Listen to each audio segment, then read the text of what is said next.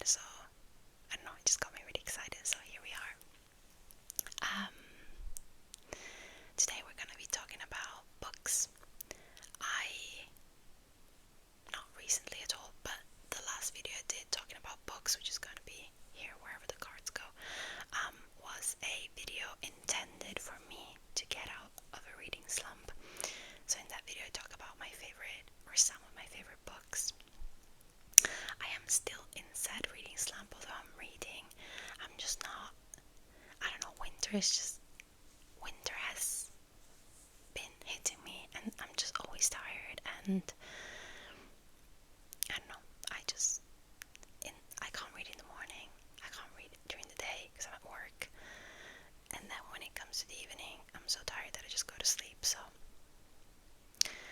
But anyway, so I never buy books like in bulk. I haven't bought these in bulk either, but it never happens that I have a lot of new books all at once. These are not, well, these two are new, but these two are used.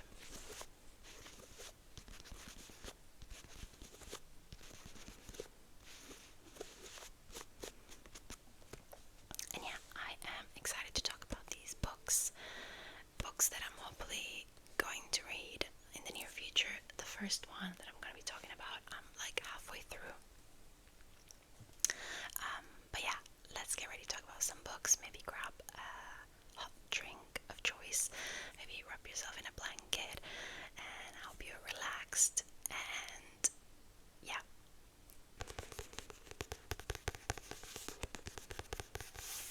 So the first book I would like to talk about is Such a Fun Age by Kiley, Reid. Pretty popular book, I would say.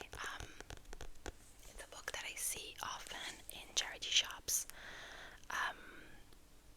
You know how you go into charity shop and you know that a book is popular because a lot of people have read it, and so they've already donated it. Like I always see a lot of Sally Rooney because everybody and their mothers have read Normal People, you know. But yeah, this one I actually picked up for free from my staff room at work because yeah, somebody had just left behind some books that they clearly didn't want to read anymore, or like that they had already read, whatever, some books. And yeah, I picked it up. I'm almost halfway through. And yeah, Such a Fun Age follows Emira. She's a 25-year-old nanny. She's a black woman that will come into play, and she nannies for this wealthy family. And one night, in a sort of like emergency, like, you know, please come and babysit, like it's kind of a last minute thing, she's babysitting the kid. She takes the kid to a grocery store and she gets accused, essentially. Not quite, but like it's not implied, but it's also not like straight up you have kidnapped this kid, but basically she gets accused of kidnapping a kid, and it's like a whole thing. And yeah, and then I guess things go from there, but we mainly follow Emira, so our nanny slash babysitter, and we follow the mom, Alex, the wealthy mother, and we sort of go through their backgrounds, and you know, I thought the story was going to begin with her getting accused at the grocery store, and then I thought a lot of plot was going to evolve from there. And yeah, there is some plot, but it's mainly an exploration on their dynamic, and so of course race comes into play, gender, wealth. You know, Alex.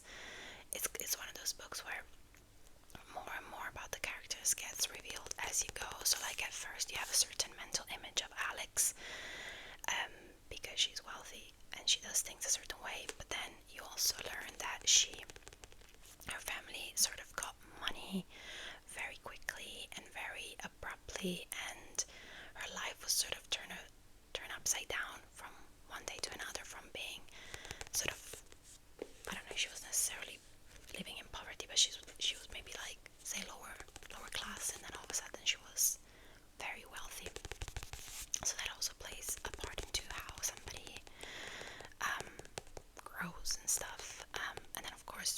is,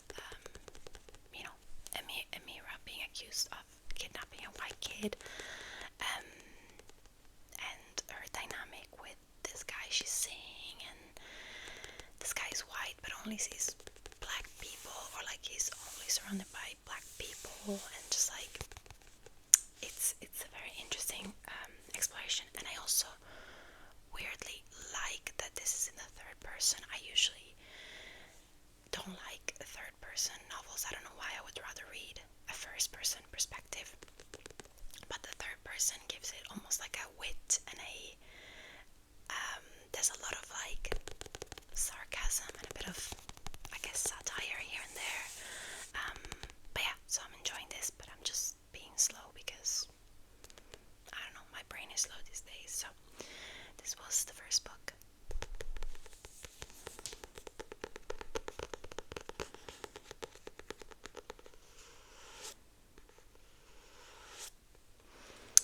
Okay, the second book I want to talk about is Monsters. What Do We Do with Great Art by Bad People by Dederer. This book is just like ever so relevant, and it seems like every single year we find out about more and more horrible things done by artists that we love, and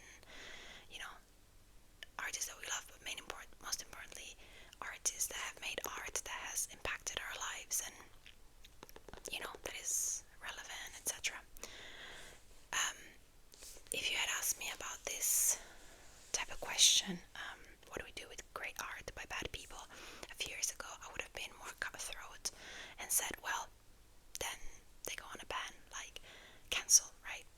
You so and so does so and so crime or inappropriate thing, that's it, ban. You can't, or you shouldn't. If you are an ethical person, you shouldn't consume that art anymore. Well, now at 29 years of age, I understand nuance a bit more and how much more complicated this conversation is, mainly because not because there's ever a doubt that said crime was bad, like that's out of, like, let's put that on the side, like for sure the crime was heinous, or the crime was terrible, or even just like the inappropriate behavior was bad, and that's that. But then what do we do with art that has permeated our lives and affected society and culture in such a prominent way? This book touches on Picasso, Wagner, Bowie, J.K. Rowling, Polanski, Woody Allen, and many more. And it's like, it's just not that easy. It's just not that easy, because art is not just art. It doesn't exist in a vacuum just for entertainment.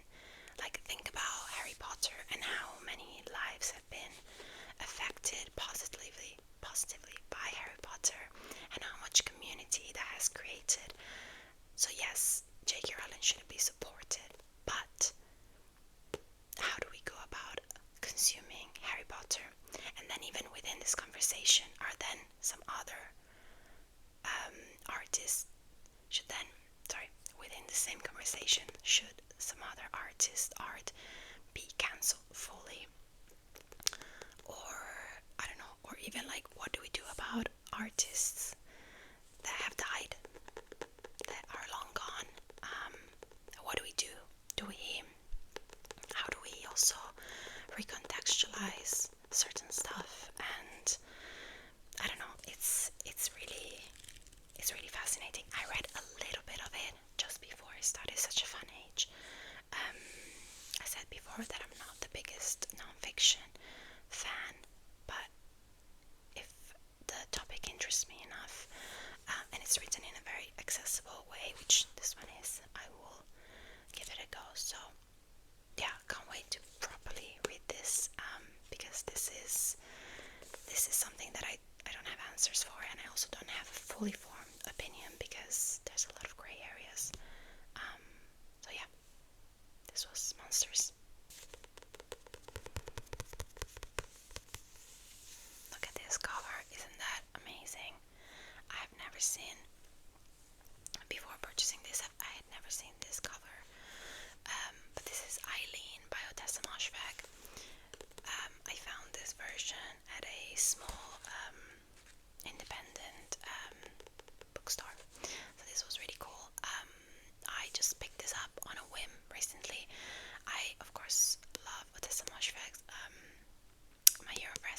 conversation. I've spoken about that book before, because I love it so much.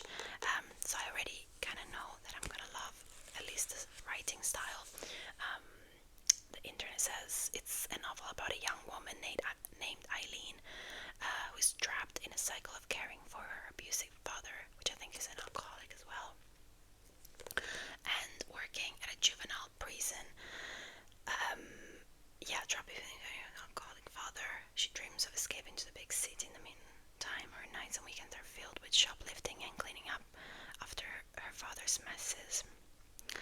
Yeah, this sounds really fun. At the bottom of the blurb it says spine-tingling, mind-altering, and deliciously atmospheric journey into the dark side of America with 9 of its most uncanny classics. Oh, no, sorry.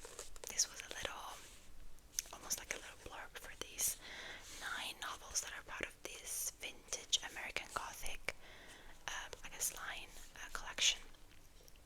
But yeah, so I love a novel about a woman that is pushed to her limits. That's so bad, but it's like relatable, you know.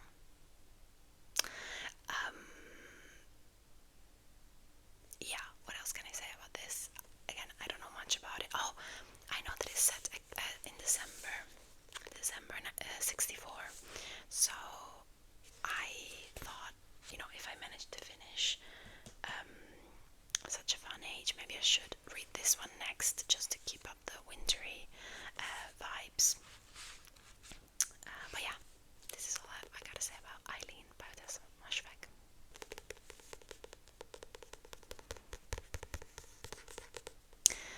Now, this is a proper, I like the cover and I picked it up type of moment. Breakdown by Cathy, Sweeney. First of all, how cool. This is a uncorrected proof, not for resale or a quotation. So the format inside is really I don't know, it's clearly not the definitive print. But this sounds like all of my favorite books all in one. Mothers are not supposed to go on road trips. Mothers can go on holidays, city breaks, outings, but not on road trips. It is women without children who go on road trips. When a mother leaves home, she is expected to return sooner or later with shopping bags. And there are good reasons for this. Driving on a motorway, or traveling by train or bus or ferry, or taking a lift from a stranger, or spending a night in a cheap hotel, a mother might take a break from the story that she's telling herself about the life that she is living. And then what? This is Breakdown, a story of rage and reckoning, of expectation and transformation, of beauty and breakdowns. So what this sounds like is, I think it just sets off with a woman, again, a woman that has had enough, a mother that goes on a road trip, and having a look at the different chapter titles, I think this will just stretch for the duration of the road trip, but I think it's over a day or maybe 2 days, which I love books that take place over a short period of time. They almost feel like a play. And yeah, if you've watched my previous videos about books, you know that I love unhinged women, mothers that have had enough about expectation put on them, and just you know, the rage that comes out when, yeah, female rage, basically. So this was really random. I don't know anything about Cathy Sweeney. I think she's Irish. But yeah, this was just a proper, oh, this looks cool. And then reading the blurb, oh, I was with my boyfriend. I was like, listen to this. And I read him the blurb and he was like, this is like every other book you've ever read. It's perfect for you. So yeah, excited to give this a go. Okay guys, we have reached the end of this video. Let me know if you've read any of these books. I'm really interested to hear about your opinions. And if you have not read these books, let me know about your TBR. This is my TBR for the foreseeable future. still trying to get out of the reading slump, still trying to just like, read a little bit every day, just to chip away at it. Maybe I should read after this, actually. There's a storm going on in the UK, so it's actually the perfect excuse to just curl up and, I don't know, I'll make some tea or something. Anyway, I hope you're all doing well. I hope you've found this video relaxing. And I never say it, but don't forget to like, and also ring the bell, click the bell, to get notified when I upload a new video, which by the way is every Tuesday and Friday evening. So I wish you all a relaxing rest of your day or evening or good night if you're falling asleep to my video, and I'll see you very soon.